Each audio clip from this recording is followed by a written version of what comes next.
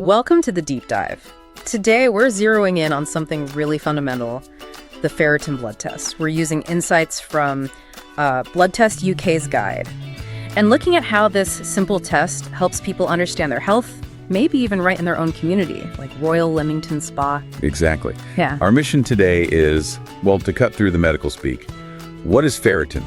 Simply put, it's a protein that holds on to iron, stores it. Think of it like your body's own little iron vault. An iron vault, I like that. And why is iron so important again? It's absolutely crucial. Iron helps make red blood cells. Those are the cells carrying oxygen everywhere in your body. So iron equals energy, essentially. Knowing your ferritin levels, like knowing how much fuel you actually have in reserve.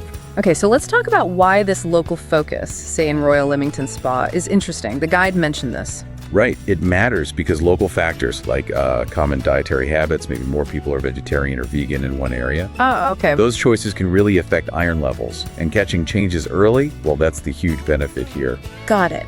So let's break down the numbers. What does the test actually tell us? Low ferritin, for instance. Okay, so low numbers.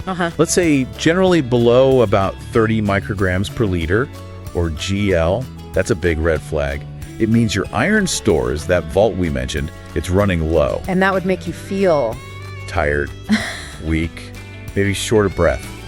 It's often the first sign of iron deficiency, potentially leading to anemia. You might feel drained long before other tests show a problem. So it's like an early warning system. Precisely. It helps spot a risk way ahead of time. What about the other end? Too much iron. That's just as important and maybe less talked about.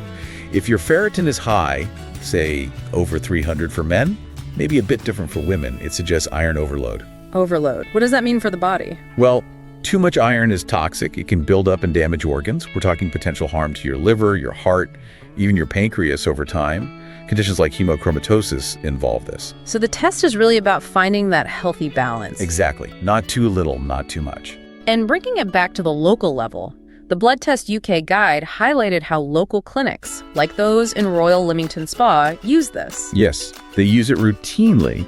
They know the local context. The guide mentioned a case, actually. Someone with chronic fatigue, feeling run down despite trying to eat healthy. And the test showed. I showed their ferritin was really low.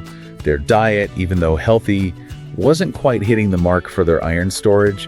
So the clinic could give really specific advice that actually worked.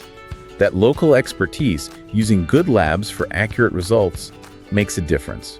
That really highlights the prevention aspect, doesn't it? Absolutely. That's the core message from Blood Test UK. Regular testing helps you potentially stop health issues before they start. It's that warning light.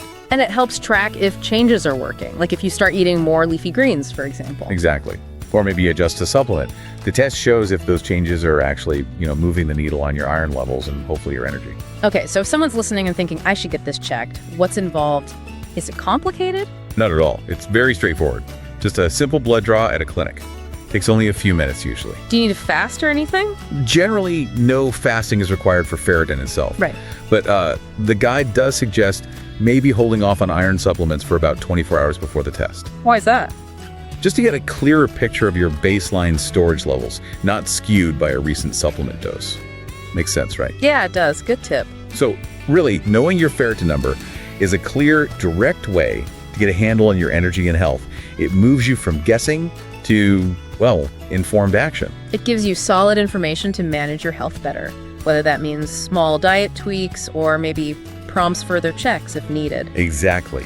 Taking charge. So wrapping this up, it seems this one simple test detailed by Blood Test UK tells us a surprising amount about our energy, our risk for certain problems. It really does.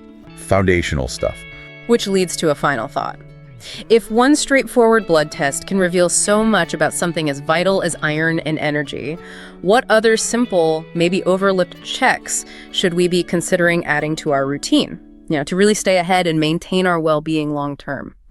That's a great question to ponder. What else gives that much insight that easily? Something to mull over. We'll explore more in our next deep dive.